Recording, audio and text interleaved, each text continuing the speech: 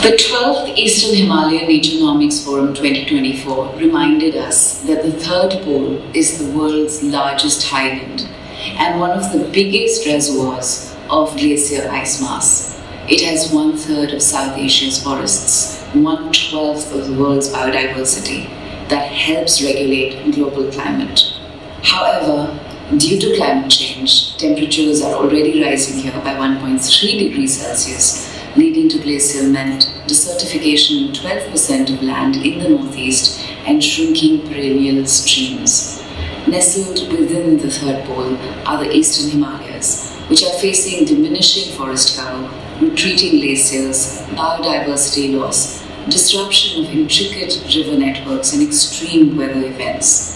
The IPCC projects a 20 to 30% decline in Himalayan glacier volume by 2100 and anticipates water scarcity for over 1.9 billion people living in the river basins. The future of the Eastern Himalayas is fundamentally tied to the third pole, and we must prioritize ecological restoration and sustainable water management practices to safeguard these vital ecosystems before it's too late.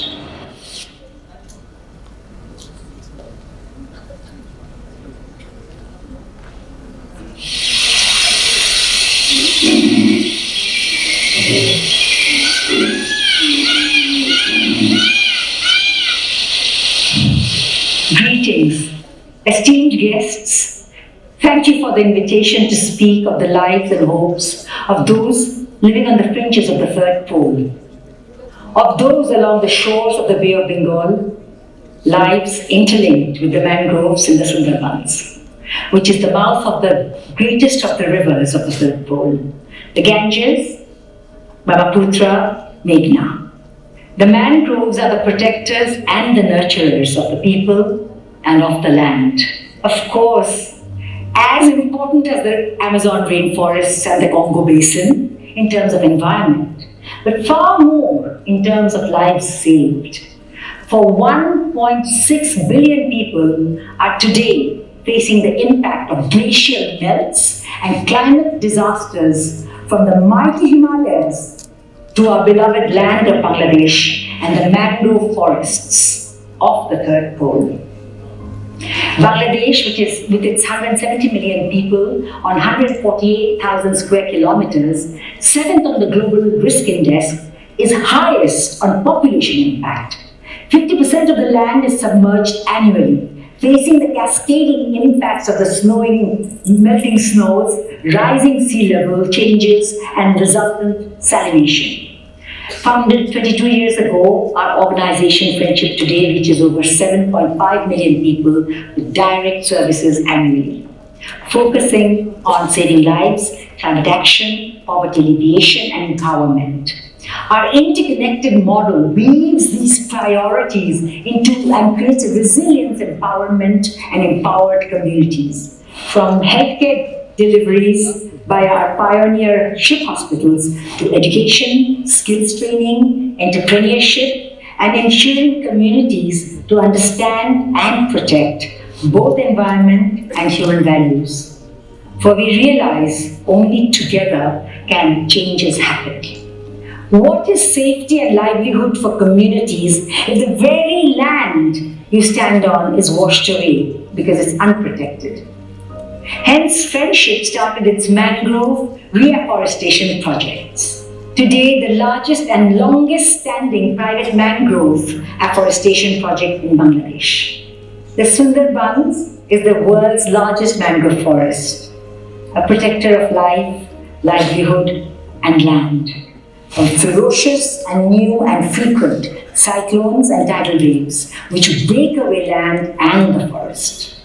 Deforestation is reality.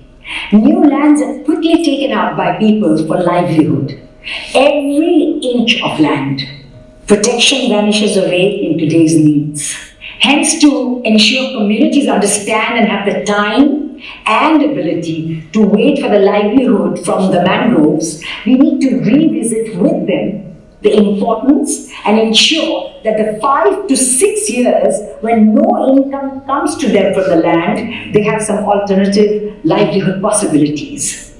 As seed collectors and guardians of the nurseries, the planters of the trees, and then as caretakers of the forest. As the community is integral to the project, they know and they learn also the importance of the mangrove for their survival and their protection.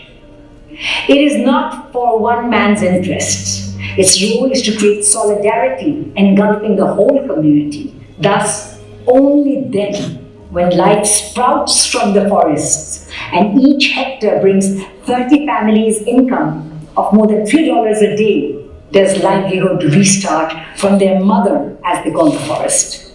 Fishermen come from far to fish in the adjacent rivers as marine life blooms once again. Flora and fauna thrive. Honey, fruits, crabs, fish, all revitalizing biodiversity and the ecosystem for sustenance. Mangroves bring 7 times more in carbon sequestration as does tropical forests. All wins. Globally, mangroves save 65 billion annually in storm protection. In Sri Lanka, post-2004 tsunami, studies showed damage costs were 10 times lower in areas which were protected by the mangroves compared to deforested areas. Do we learn really its importance for saving lives and finances of this world? Friendship has planted over 600,000 saplings covering 200 hectares of forests. Kilometers and kilometers of riverbanks and mudflats to protect embankments with plans for thousands more. As communities begin to take ownership of the plantation, they are securing their future through solidarity and the nurturing of their land. How can we not understand the importance of mangroves in saving lives and livelihood from the onslaught happening to climate changes today? Through no fault of her own, Mashkura is ostracized for her miscarriages. Bonumani Mundul, who lost all his lands and livelihood, they live. Yet they pay the price needlessly over and over because ocean waters keep inland salinizing their homes with no mangroves to shield them. We need to ensure the third pole is recognized by all for its ecosystem landscape and protected, as are other recognized ecosystems today. We need this now for our coming tomorrow.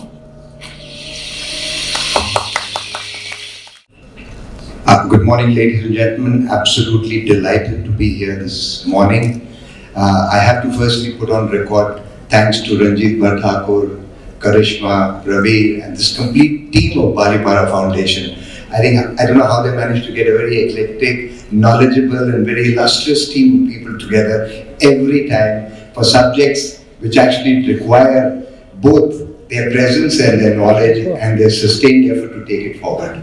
So we are here at the second session. We've got about 40 odd minutes for our session. Evangelizing the third pole. And what do we understand by this really? I think it's two things. One, you're looking at elevating the profile to a global forum, as was said both by the opening speakers as well as the last panel itself. And what are you looking at? We're trying to see how we can exploit and utilize the efforts which are already underway as international frameworks. How can they be converted into regional frameworks which can apply? How can we look at scientific research? How can we look at this knowledge being disseminated right across the borders? And the challenge is what is there, which really comes up, that it straddles 9 nations. 2 of them currently have problems internally, so this really gets relegated to an extent, Myanmar and Afghanistan. The 2 big players and the third player, that is China, Pakistan and India, we don't seem to have great relationships. We'd like to sort out our historical anomalies over a period of time, so these things will require greater attention seem to get relegated. Though I must also put on record that Balipara was actually the first organization which tried to set up an India-China climate change center with Kunming, and it was just unfortunate that events unfolded the way they did in 2020, and the whole story sort of came to a standstill. But I think this is required. And the second issue which actually comes out is, I was reading in one of the reports that had come out, that the impact of global warming seems to be more pronounced in this region than it is across the rest of the world. So the challenges of ours are more live and are more current and require more urgent and priority attention. So I think all these aspects of evangelizing need to be done simultaneously, and actually should have started happening yesterday. So let's start today itself. And I think the third thing that comes out is, which is of critical importance for all of us in India, that with the global warming impact, the impact on the Himalayas seems to be faster. Whereas the continental third pole, which is where the Tibetan plateau is, which Mr. Lobsang beautifully articulated, the challenge of permafrost and the kind of glacial high rock, actually makes it that much more critical for all of us. But as I said, I do have a very, very eminent panels with me today to share their thoughts. And I must also add on the lighter plane, I'm trying to bring gender equality to this very, very dominating, illustrious group of ladies who are sitting on this forum as well. I'm also, before I hand over and ask Her Royal Highness, my first bit of intervention starting with her, I would also like to share one very important incident which comes to light, which actually applies here. It applies in security, applies in climate change. I think Albert Einstein, as all of you are aware, while he was there at the institute, at his university, while walking, bumped into one of the students who had just finished his exams and said, "So how was the exam today? I mean, how were the papers?" He says, "Sir, the questions are the same as last year." So he said, "Yes, but the challenges have changed and the answers have changed." And that's the problem with climate change and with security. The problems are the same. The answers every day that you start being, because of the urgency, require a different form of engagement, a more prioritized form of engagement. So with that as the setting for this session, may I first start by requesting Her Royal Highness Queen Deami Kambusuila, please, ma'am, from the Democratic Republic of Congo. I think the challenges of the disparity and confrontation that existed in the Congo Basin was quite similar to what we have in India. So what parallels can we look at it from that particular region? I'd also be delighted when you're saying, how do we utilize, how do we carve out regional frameworks which actually work, like you've been able to get it done in the Congo Basin. And I think the third thing is, how do we give it greater visibility? Of course, getting you here itself gives it greater visibility. But anything more that we could do, and of course, your personal thoughts on issues that you have seen which are current for the indigenous communities that are being impacted. It will be a pleasure to hear that. Over to you, ma'am. Yes, greetings to all of you, and thank you for the invitation from Balipara and organizing this event and inviting me, from the Congo to participate to this discussion. The first thing I want to say is that we really have to change the paradigm with which we operate. Because for too long, the paradigm has been defined by Western culture. Here we are now having to reframe everything, and I will want to encourage us to start really rethink about how we approach and to start being more courageous in terms of identifying what the real issue is. And I think the first issue for me is a cultural issue. Because we cannot talk about nature, we cannot talk about development in only this paradigm of the Western world and even finding the solution in the same paradigm. The reason why we are in the situation where we are, and it's kind of like the pink elephant in the room, is because of development in reality.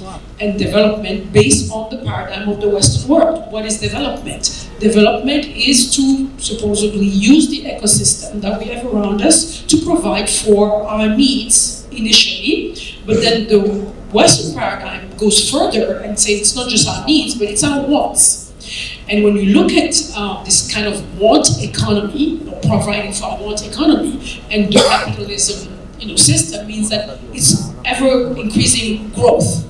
So how do you conciliate growth, perpetual desire for growth, and conservation of our environment that is the source of all the material for that growth? And me coming from the Congo, we are first on the line because we are the basin that provides majority of the resources to build all the consumer goods that we need to call ourselves so-called developed. Because let's make it clear that in the word development, it's a code word for Westernization.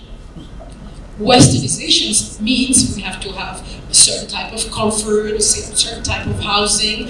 Our cities, when they are considered developed, they have roads, they have electricity, they have water. So how do we reconcile, preserving and conserving the environment that is the place where we go dig to build all these cities, we go dig to build all our pipes, we go dig to build all our electric grids and so forth. And even when we talk in terms of using technology to help mitigate for the climate or the environmental challenges we have, technology doesn't live in the ether. Technology is grounded in raw material because we need hardware to have these solar panels and these batteries, lithium-operated batteries. So it's almost, for me, it's like it's like a dog chasing its tail when we talk about it, unless we really are honest about making an assessment of saying, what about overdevelopment? We never speak about overdevelopment. I hear everybody say, development, and then we put our lipstick on the pig and say, sustainable development. It's still a pig. So what I'm trying to say here is that maybe we need to start also talking about how do we want to live? What is so important for us to consider to be so-called developed? I come from a country where majority of the people live in rural communities. And when you look at their lifestyle, it's very basic. But indeed, if they have the basic needs met, they are fairly happy. They are fairly happy, and they live really harmoniously in very little conflicts between and among themselves, and definitely more harmoniously with the environment. So I think we have to relearn about and redefine what our value system is, about how do we want to live. If we look at how we live in the modern world, we generate so much waste, tons and tons of waste per year. I think billions of tons of waste just because we want to so-called develop. So my concern, and why I'm happy to be here as representative of some of the indigenous tribes of the Congo Basin, is to really call ourselves to say, we define and tackle the notion of development. What does that really mean? And what is it that we want?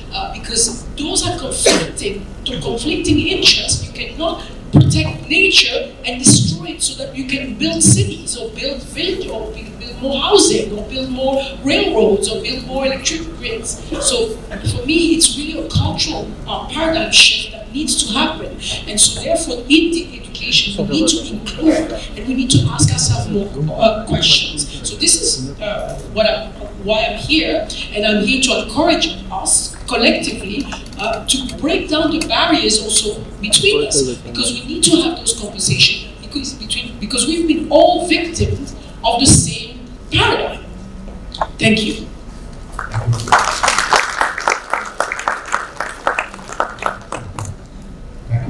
It has to be more on your value and your cultural system. I think it can't be better.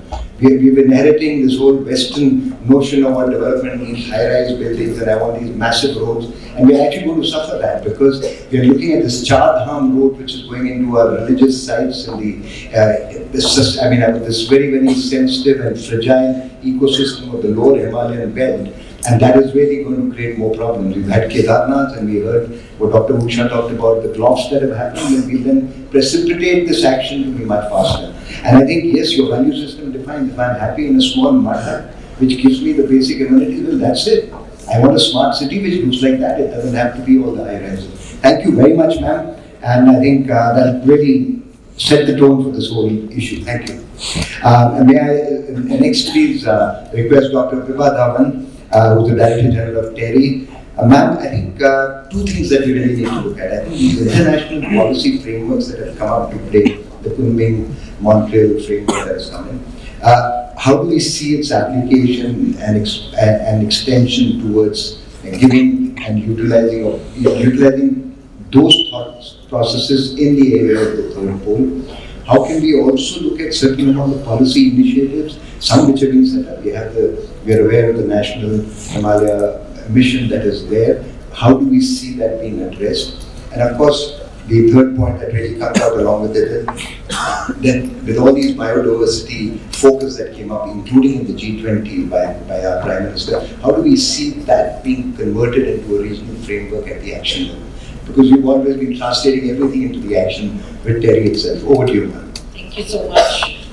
And I really don't have to highlight the importance of third pole. It goes without saying that it's not just that what the region is going to face, it is actually going to impact the entire globe.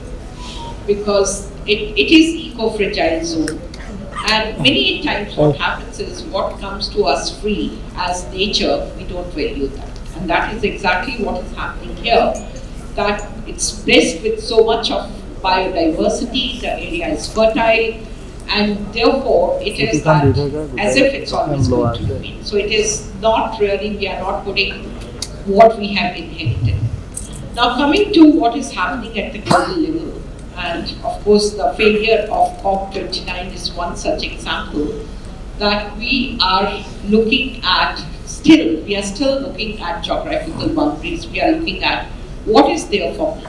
Somewhere it's also wrong to say that the developed part of the world, yes, they have done it. The industrialized countries, they have utilized fossil fuel much more than what we have done. But let's also see that we are also beneficiaries of industrialization. They haven't done it knowingly. And the point which you raised, that the question always remains the same. I'll say even the questions keeps on changing, because about 3 decades back, you really had to convince people.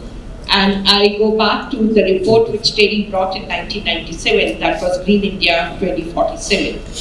And when the entire country was talking about development in 50 years of independence, we were the one who said that development is great, but it is not sustainable. So bringing that on the table, that sustainability is the forefront. You have to ensure what you do does not have many negative effects. Let's also take it, whatever you will do, it's going to have some carbon footprint. Even in future, when we are talking of net zero, we are not saying my activity will be zero. I'm saying I'll do something else so that ultimate is zero. So any industry, they can become more energy efficient. They can use, even when you see renewables, you see solar, it is not net zero. Solar by itself, yes, it is net zero. But when you construct the panels, when you put it on a steel frame and so on, that also causes some carbon footprint. So we are looking at ultimate. Look at this region. Because of the natural flora and fauna, this is the best place for nature-based solutions. Your carbon capture in this region can be very high. Now, again, like what Her Excellency also spoke about, that people are very happy in mud houses, and it is not that you really want luxurious buildings and so on. And as a country, while I'll say every Indian, in their DNA sustainability, somewhere is in play. But we started following what is happening in the developed part of the world without realizing what our population size is like. We still say very proudly that India is amongst the nations with lowest energy consumption. But it's not going to remain forever. And I'll always say, for perhaps, I'll say for myself, my carbon footprint perhaps is equivalent to a European or American. And it's because the average, there are so many people who don't have access to electricity. They cannot afford electricity, and as the prices will come down and their economic strata will improve, they are going to consume more and more electricity. Now, what is the role of policy? Policy becomes extremely important, and that is where the government also needs to invest a lot. We are not looking at 5 years down the line. We have to look at 10 years, 15 years, 20 years. And over there, it is that when you talk of even construction, and India is a country where perhaps 2/3 of the construction still has to take place. Can we go green? And as the construction, when you are talking of buildings, your buildings, and of course, the old knowledge that we have inherited, earth air tunnel. And I can show you in Terry we have retreat complex where the cooling is not done by air conditioners, it's done through earth air tunnel. So wherever land is available, or we plan for larger complexes, so there is land available, can we think of following our old practices as much as possible? Smart building design, and GREHA is one such initiative. You can reduce by designing your building in a proper way, you can reduce your electricity load as much as 45%, which is forever. Let's look at investment in renewables. And that is where even government has come out with plans that building of a certain size, they must have renewable energy. You mentioned about Char Dham Yatra, and of course even Ayodhya is one such example. What are we doing for waste management? Can it be done at a decentralized manner? And it can be done. You look at landfills which are spread all over the country. Can we even think of treating them and also get carbon credits? Because then you don't have to spend money. Now these are policy interventions which are required from the government side, and I'm very happy even for Char Dham Yatra we are discussing with the government to develop the entire plan where the trees should be and how the waste should be managed and so on. So, and when I talk about policy and foresightedness, let's look at what is going to be our road for air conditioning, business as usual. Perhaps by 2050, just the electricity required for air conditioning is going to be equivalent to electricity consumption today. How are we going to generate so much? And even if I say energy you can generate, what will happen to the heat generated by those air conditioners? Let's not consider only the privileged class and how we meet their electricity need. Also think of that once that heat is thrown, what will happen to the street vendors? What will happen to the birds? So therefore you really have to be conscious in developing plans. And for this particular region, as it was mentioned again and again, if the glacier melts, it will have impact on entire, and that is going to happen. And just the last point, when we are talking of biodiversity, and there are a number of initiatives, and I must compliment even the international community for that, because while we have to act locally, we have to look into how do we conserve our own biodiversity, how do we plant more trees. But it is an activity, when I say that international community is to be congratulated for this initiative, and that is their carbon credit program. So if you plant tree, and yesterday also in our meeting it was mentioned that the survival rate largely which is done by the forest department and many others, it's as low as 20% of the trees survive. On the other hand, if this activity is taken by a private player, it can go up to 90%. Now, this 70% difference is largely because we don't value those trees. Those are given free of cost. It's number and we don't take care. But if you have a scheme where it is that you will be earn carbon credit, you will be paid for taking care of those trees because they are fixing carbon dioxide. So therefore, those programs becomes important, especially for this region. And one should aim at planting very large number of high quality planting material of the local species. Also give them biofertilizer like mycorrhizae so that they survive and they grow much better, they fix more of carbon dioxide. So it's a win-win situation for all. So that's how this area perhaps should move. Thank you. Absolutely outstanding, ma'am. I think you've really covered a lot of the area. And big round of applause. Ma'am, I think if I had to just quickly sum up 3 points, I'd say that job, the ecosystems do not respect and do not get bound by geography. So I think our regional frameworks have to ensure that it transgresses these boundaries to be meaningful. I think your sustainable development, I think itself, as you said, needs to be defined with ambition plans.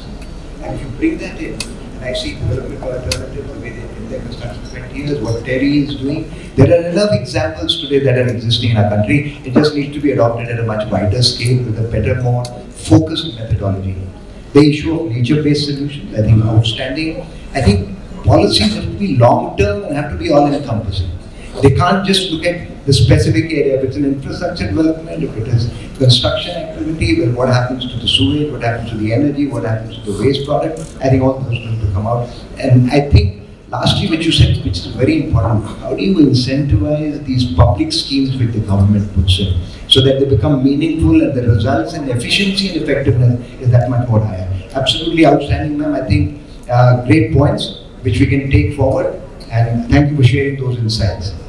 I come on next to Ms. Jani Vishwanathan, and as you're aware, she runs this fantastic organization called Healing Lives. And as she was just mentioning to me, I think she's been, I would say, motivated to speak on some of the issues which Her Royal Highness talked about. But I would also be delighted if you could touch upon the role of storytelling, which you've done so beautiful, of indigenous people to actually raise the awareness levels, create greater, I would say, pressure on the policy makers to be able to actually make a difference as far as the relationship comes. Over to you, ma'am.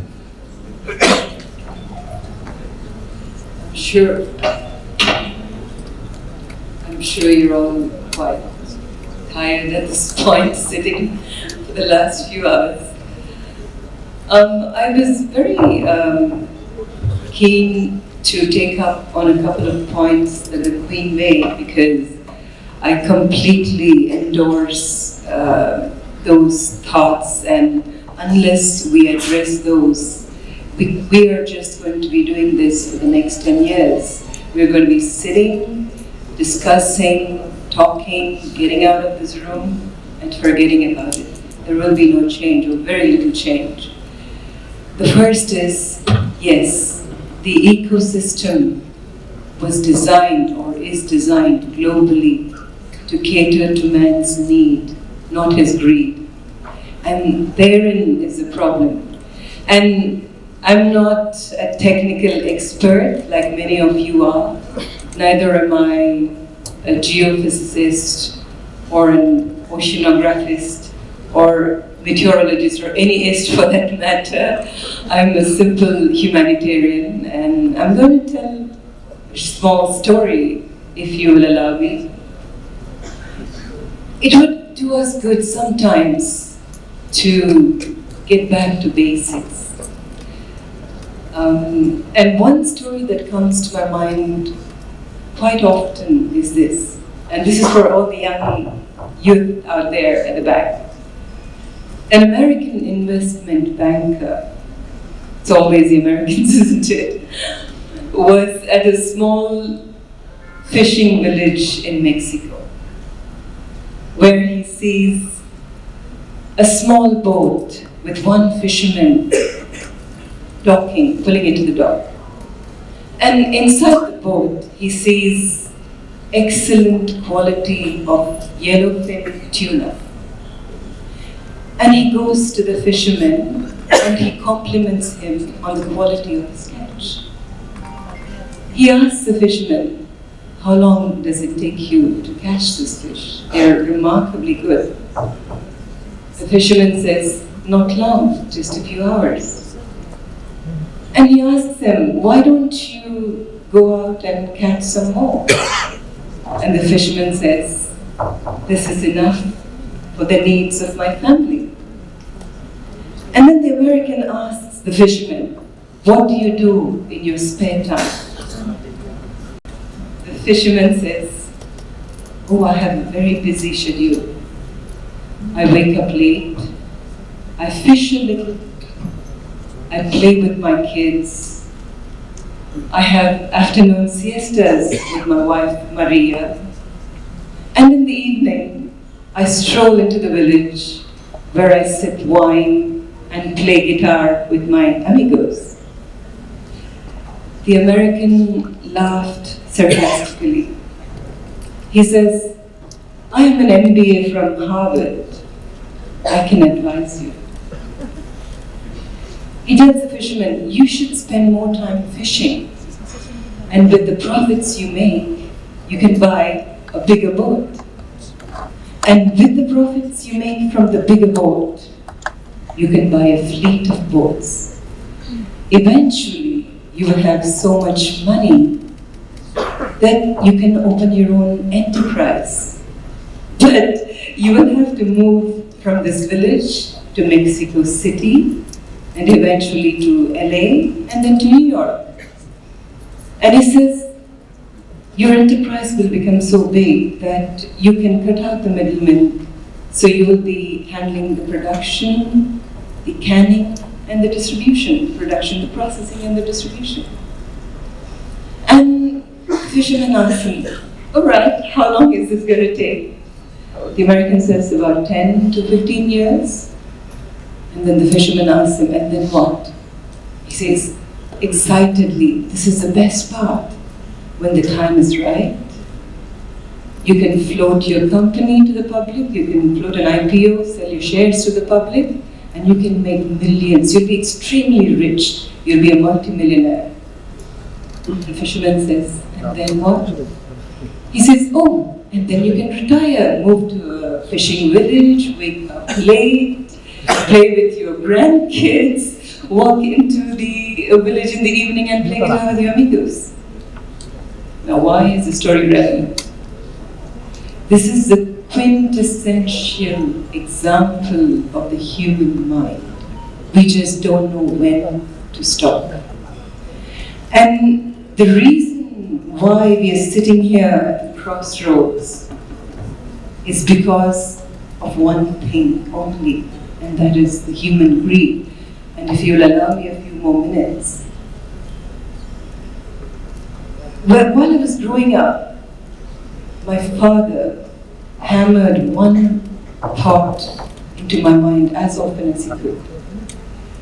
He would say, child, whatever you do, understand and know the difference between ambition and greed. And what is the difference? I asked him. He said, there's a fine line is the difference between the doers and the damned. One is constructive and the other is destructive.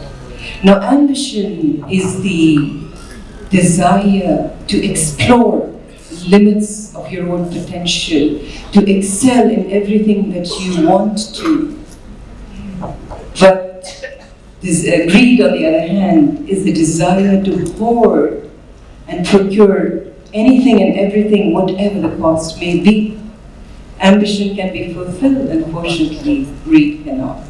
So, unless and until we put brakes, and I'm sorry to say that I am a part of the generation that has brought the world to its tipping point. And unless we start with some reformative actions as early as yesterday, it's not going to happen.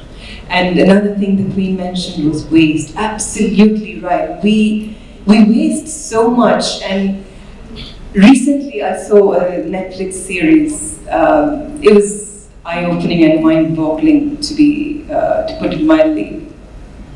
When we say we throw it away, we waste, we recycle, where do you think it goes? It goes to another part of the world. It goes, there are only 3 places that this planet can take. One is the earth, the oceans, and the air. And systematically, we are hammering every single angle, right? Now, just to throw some numbers out there. Did you know that in 2023 alone, 5 billion mobile phones have been discarded? 2023 alone,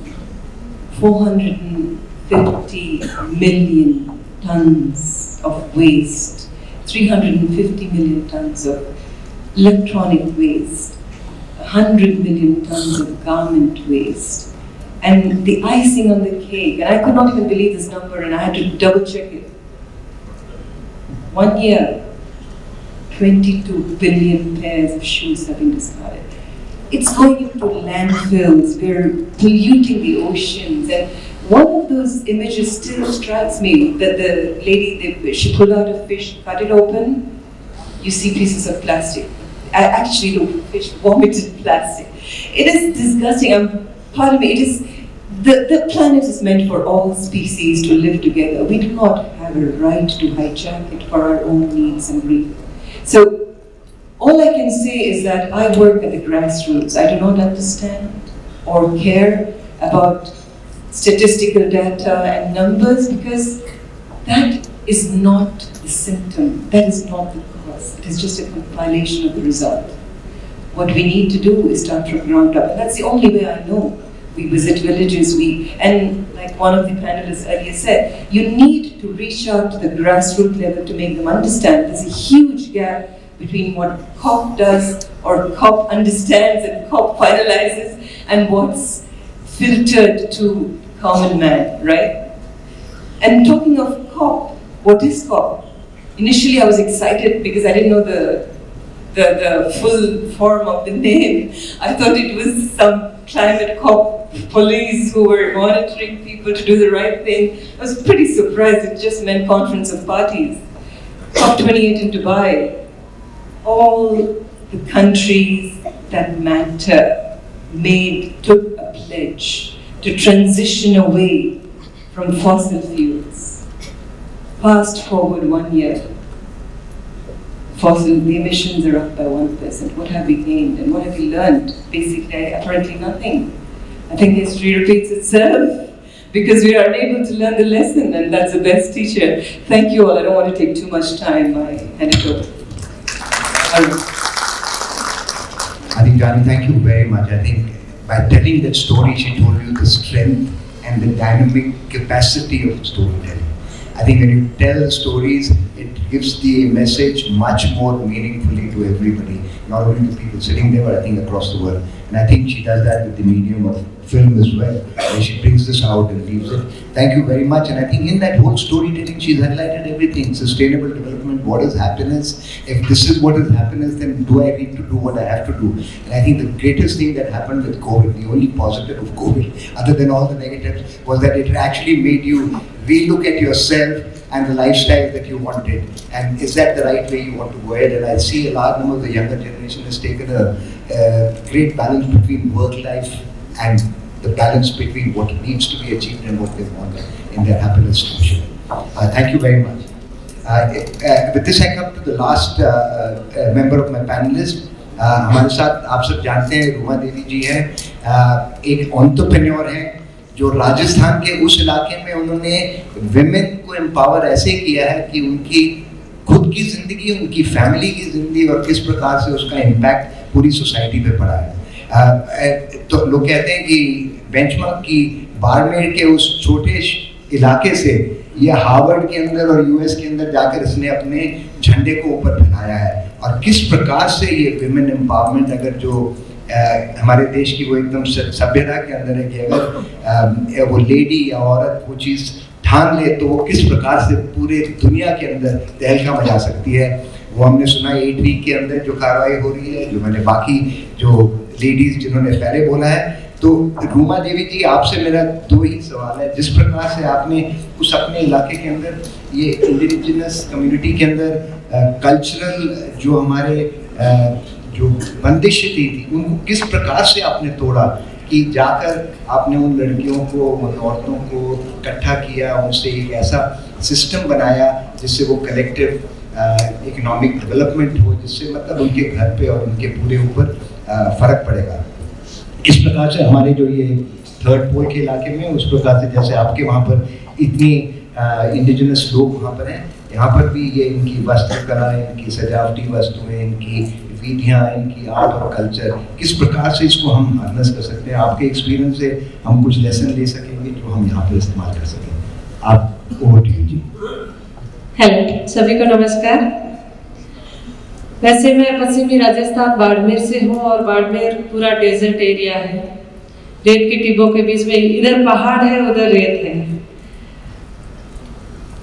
मैंने शुरुआत मेरे खुद से ही की थी क्योंकि बचपन के अभाव में गुजरा। 4 साल की थी तब मदर की डेथ हो गई थी।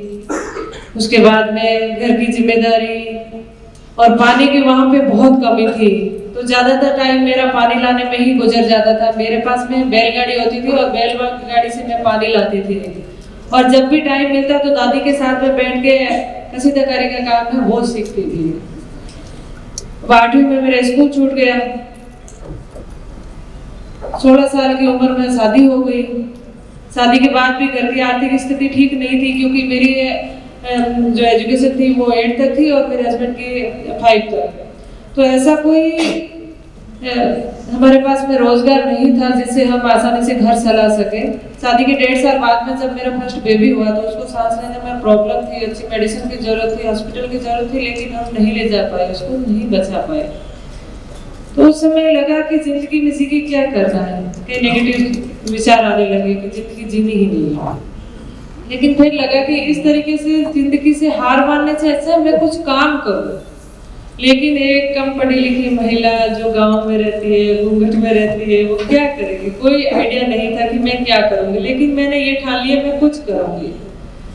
तो जो कसीदाकारी का काम मैंने दादी से सीखा था वही सुई धागा हाथ में लिया और छोटे छोटे बैग बनाने शुरू किए, क्योंकि जो महिलाएं मायके जाएगी तो सुंदर बैग जरूर लेके जाएगी, यही सोच के मैंने जो घर में कपड़ा था उसके ऊपर एम्ब्रॉयडरी करना शुरू किया। लेकिन जो बैग की स्टिचिंग थी वो मशीन से होनी थी, मशीन मेरे पास में थी नहीं, ना मैं खरीदने के लिए सक्षम थी। एक बार फिर हिम्मत आने लगी। फिर मैंने सोचा कि जो समस्या मेरे साथ में हो रही है वो मेरी अकेले की नहीं है, मेरी और ग्रामीण बहनों की है। मैं मेरे लिए ही क्यों सोच रही हूँ, मैं उनके लिए क्यों नहीं सोच रही हूँ? तो यही सोच के मैंने अड़ोस पड़ोस की बहनों से बात किया और 10 महिलाओं ने मिलकर हमने सेल्फ हेल्प ग्रुप बनाया और 100 रुपए इकट्ठा करके एक सेकेंड हैंड मशीन ली और वहां से हमके काम की शुरुआत हुई। 2008 की बात है। उसके बाद समस्या खत्म नहीं हुई क्योंकि अब हम 10 महिलाएं, 10 महिलाओं के लिए काम कहाँ से आएगा? तो इधर उधर काम की तलाश शुरू की। फिर किसी ने बोला कि ग्रामीण विकास चेतना संस्थान, जिसके मैं अभी प्रेसिडेंट हूँ, इसके बारे में हमें किसी ने बताया, तो वहां पे हम गए। 2-3 महिलाएं इकट्ठे होकर हमने कहा हमें हमारा समूह बना है, हमें काम की जरूरत है। तो वो एनजीओ क्या पहले से महिलाओं को काम से जोड़ने का प्रयास कर रहे थे, लेकिन महिलाएं आगे नहीं आ रही थी। उनको विश्वास नहीं हुआ कि ये आज काम के लिए खुद महिलाएं चला के आई है। तो मैंने कहा हमें काम की जरूरत है, हम इसीलिए हैं। तो हमें कुछ सैम्पलिंग का काम दिया, सैंपल अच्छे बने, तो फिर ऑर्डर का काम दिया गया। 3 दिन का काम दिया और वो फर्स्ट काम हमारे पास में आया तो इतनी खुशी हुई, हम जाके काम पे लग गए। सुबह वापस गए तो उनको लगा इनसे काम हुआ नहीं, कल शाम को तो लेके गए, अभी वापस आ गए। मैंने कहा ऐसा नहीं है, हम काम पूरा करके लेके आए। खुशी इतनी थी कि पूरी रात बैठ के हमने काम किया। तो फिर लगा कि वास्तव में ये काम करना चाहते हैं। फिर मैंने सोचा कि अब इस काम को और कैसे बढ़ाया जाए, जो गांव में दूर दराज ढाणियों में महिलाएं बैठी उन तक कैसे पहुंचा जाए। तो किसी ने बोला कि आप एग्जीबिशन करिए। मैंने कहा एग्जीबिशन होते कहाँ पे? बाड़मेर में तो कोई खरीदेगा नहीं। तो कि नहीं, जो मेट्रो सिटीज है, दिल्ली, बॉम्बे, ऐसी जगह पे हैंडीक्राफ्ट के बड़े बड़े एग्जीबिशन लगते हैं, वहां आप जाइए। मैंने कहा बाड़मेर डिस्ट्रिक्ट हेडक्वार्टर तो हम कभी गए नहीं, दिल्ली बॉम्बे कौन भेजेगा? तो ये तो ख्याल ही दिमाग से निकाल दें। फिर लगा कि ट्राई करते हैं। तो सबसे पहले तो घर वाले नहीं भेजेंगे, फिर हमें तो सिर्फ मारवाड़ी आती है, हिंदी भी नहीं आती, तो कस्टमर से कैसे बात करेंगे और हमारा प्रोडक्ट किसी को पसंद आएगा कि नहीं आएगा? ये सारे विचार के साथ साथ में हम जैसे तैसे करके घर वालों को मनाया। उन्होंने देवर को साथ भेजा, ननद को साथ भेजा और फिर कट्टे में सामान भरा। ट्रेन के लोकल डब्बे में बैठ के हम दिल्ली पहुंचे और जो हमारी एग्जीबिशन थी वो फर्स्ट एग्जीबिशन दिल्ली में थी, रविवार कॉन्स्टिट्यूशन क्लब में, और 3 दिन की थी। उसमें हमारी 10 से 15 हजार रुपए की सेल हो गई, क्योंकि जो कस्टमर थी वो ज्यादातर लेडीज थी और लेडीज वो देख के समझ गई कि ये गांव से आए हैं, घबरा रहे हैं। तो बड़े प्यार से बात किया, बेटा आप ये इतने सुंदर प्रोडक्ट बना के लेके आए हो, ये मशीन से है या हाथ से बने हुए? तो हमने कहा नहीं, पूरा ओला हाथ से बना हुआ है। तो वो जो 15 हजार रुपए की सेल हुई थी उससे हमें हिम्मत मिल गई। अब हमने कहा पीछे मुड़ के नहीं देखना है, हमें नेक्स्ट एग्जीबिशन के लिए अच्छी तैयारी करनी है। तो यही सोच के वापस गए गांव-गांव ढाणी-ढाणी जाके महिलाओं को काम के प्रति मोटिवेट करना शुरू किया, क्योंकि इतना इजी नहीं था, न चलने के लिए सड़क थी, न पीने के लिए पानी था। ऐसी स्थिति में एक दूसरे के घर पहुंचना और घर वालों के ताने सुनना, क्योंकि बाहर जो बुजुर्ग लोग बैठे होते थे उनके कई क्वेश्चन होते थे कि यहाँ पे क्यों आए हो, कौन हो आप, पता नहीं यहाँ पे महिलाओं को क्या सिखा के जाओगे, कल हमारा कहना मानेगी या नहीं मानेगी। तब लगता कि इतना चल के आए और जो हम कर रहे हैं वही ठीक है, छोड़ देते। लेकिन फिर लगता है कि काम की जरूरत इनको नहीं, महिलाओं को है। फिर जैसे तैसे करके उनसे मिलते और उनको समझाते, फिर उनके घर वालों को समझाते कि इनको कहीं नहीं जाना है, हम इनको घर बैठे काम देके जाएंगे, लेके जाएंगे, और जो भी दिन में 2-3 घंटा टाइम मिलेगा उसमें ये काम करके देंगे। तो ऐसे करते करते कुछ बहनें साथ में जुड़ी। अब काम सबको आता है, लेकिन मार्केट के हिसाब से प्रोडक्ट तैयार कैसे करना है, तो उनको ट्रेनिंग की जरूरत है। अब ट्रेनिंग के लिए महिलाएं तैयार नहीं है, क्योंकि उनको ये नहीं लगता कि हमें ट्रेनिंग लेने से कोई फायदा होगा। तो ऐसी स्थिति में कैसे करें? लेकिन हमने नेक्स्ट एग्जीबिशन की जो तैयारी की थी वो बहुत अच्छी की, और नेक्स्ट एग्जीबिशन में फिर हमने 10-15 हज़ार रुपए की सेल नहीं की, पूरी 11 लाख की सेल।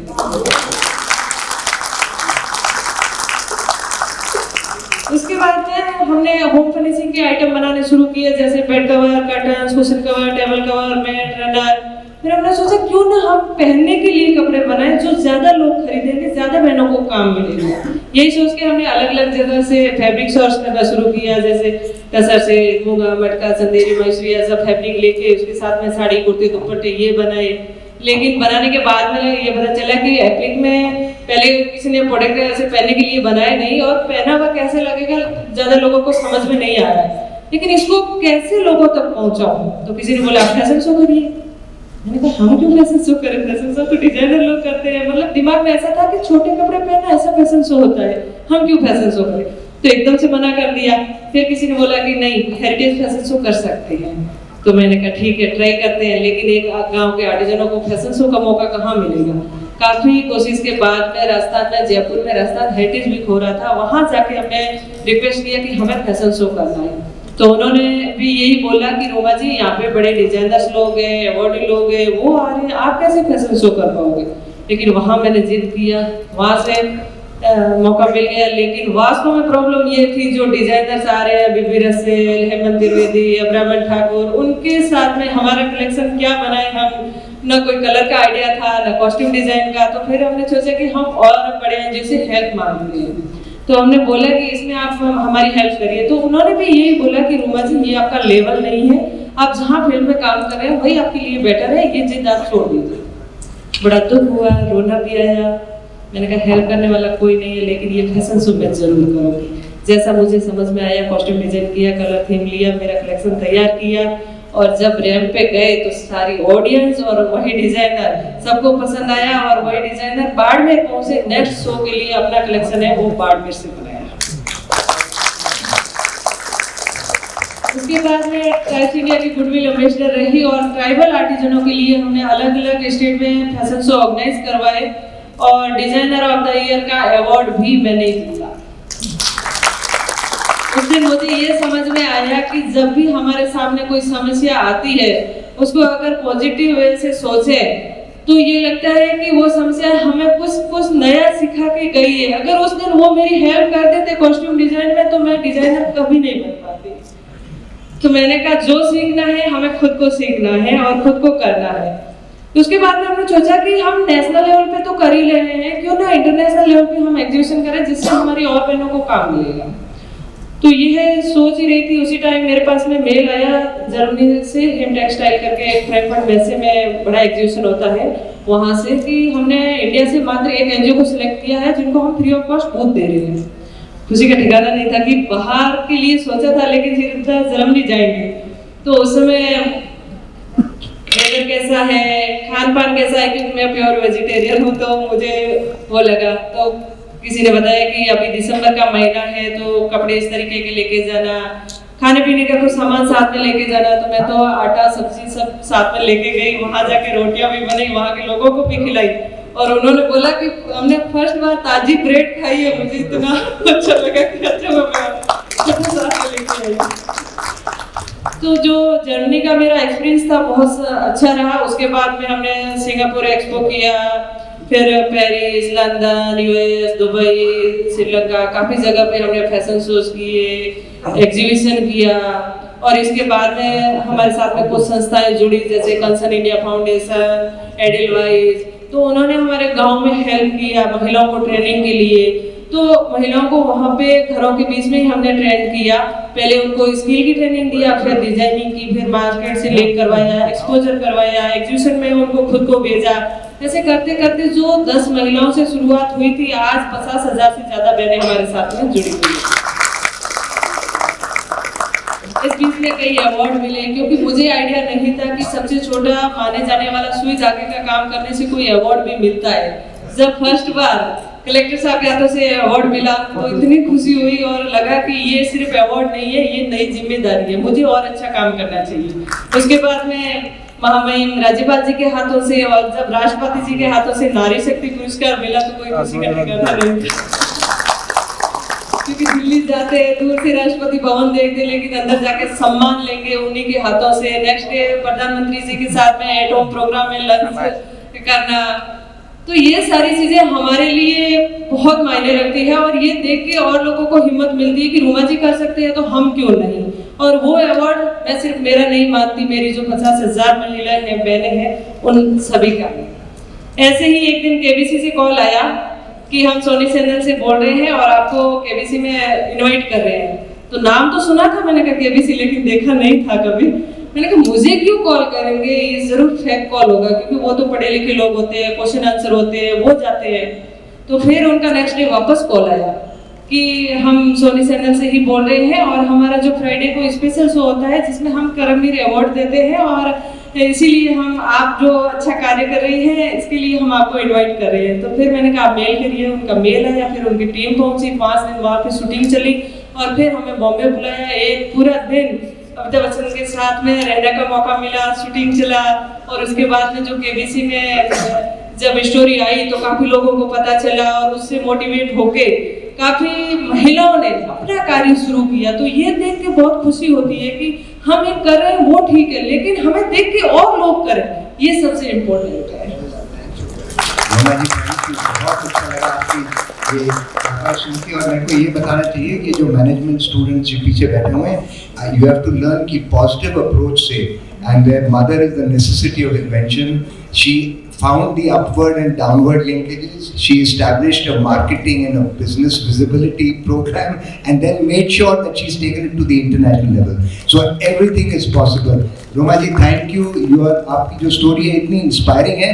बट मैं हमेशा ये कहता हूँ कि मैं फौजी भी हूँ तो मेरे को फौजियों का भी थोड़ा इसके अंदर देना पड़ेगा कि जितनी आवा की जो हमारी दुकानें हैं, शॉप्स हैं, सब में इनका प्रोडक्ट वहाँ पर अवेलेबल है। सो आई थिंक ये अप्लाई करता है नॉर्थ ईस्ट के अंदर, जितना जहाँ पर मैंने बहुत फौज में नौकरी की है, कि आपको अगर अपने अपवर्ड लिंकेजेस चाहिए तो आप ज़रूर अपने nearest military Assam rifle camp में जाएं। They will provide you this capability कि you can further your gains.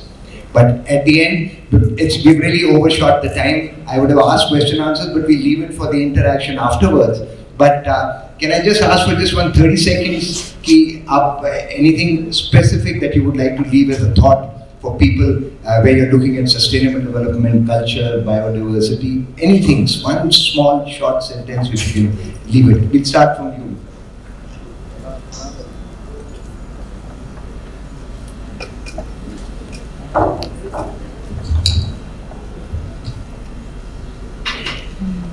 At the risk of sounding hypocritical, but it will start with me.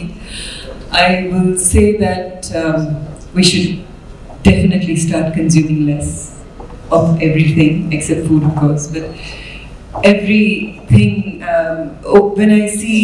when I come to events like this and watch various documentaries, the fact that so much is wasted and there is no other place to go except, like I said, the oceans, the air and the ground, and we're harming the species. So I think as far as I'm concerned, we should all start consuming less, that's it.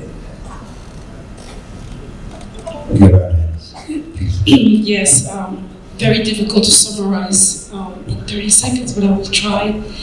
I believe the world, and especially the communities that have been the victims of an overdevelopment of some of the parts of the human family that have benefited greatly from overexploitation of the many parts of the world that are now suffering the consequences of that, have to come together.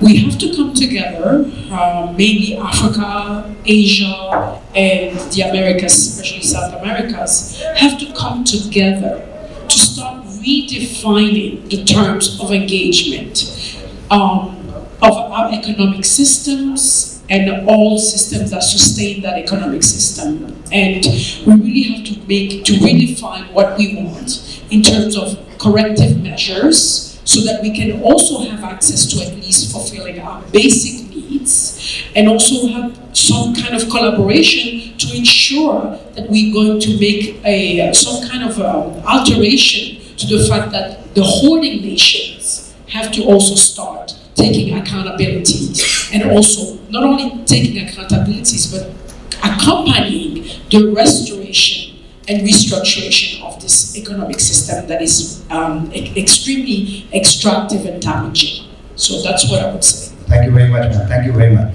Dr. Zubad. Well, I'll say we have only one planet to live in, and so much to share, so much to give. Absolutely. And the other is that also makes us think that you have to think globally, but what you have to act is locally. Thank you very much. Roma ji, आप कुछ बोलना चाहेंगे मतलब एक sentence के अंदर कि क्या मोटिवेशन चीज बता सकती हैं ये बच्चे जो पीछे बैठे हुए हैं, जो यंग वुमेन जो एंटरप्रेन्योर बनना चाहती हैं, क्या करना चाहिए? एक चीज जो बहुत जरूरी थी जिसने आपको आगे लेके गई, यहाँ तक पहुँचाया। खुद पे विश्वास होना सबसे जरूरी है। जो भी कार्य कर रहे हैं उस पे विश्वास होना जरूरी है और एक दूसरे का सपोर्ट करना जरूरी है। आपके पास में अगर कोई आप ज्यादा होशियार है और दूसरे वाले में इतना कॉन्फिडेंस नहीं है तो उनको भी साथ में लेके चलना चाहिए। तो इसीलिए मैं हमेशा बोलती हूँ कि महिला का सम्मान करें, सपोर्ट करें, अपने हक के लिए खुद लड़े। हम सब में कोई ना कोई हुनर जरूर है, तो क्यों ना हुनर के जरिए आगे बढ़े, स्वावलंबी बने। अगर खुद पे विश्वास है तो खड़े रहे, अड़े रहे। So a quick round of applause for all these illustrious women who have studied, and we can come to the end of this panel. I know I'm going to be shot by Ranjit for having overshot time, but this is the only place where I didn't want to interrupt the ladies, though otherwise I would have loved to have done it otherwise. So,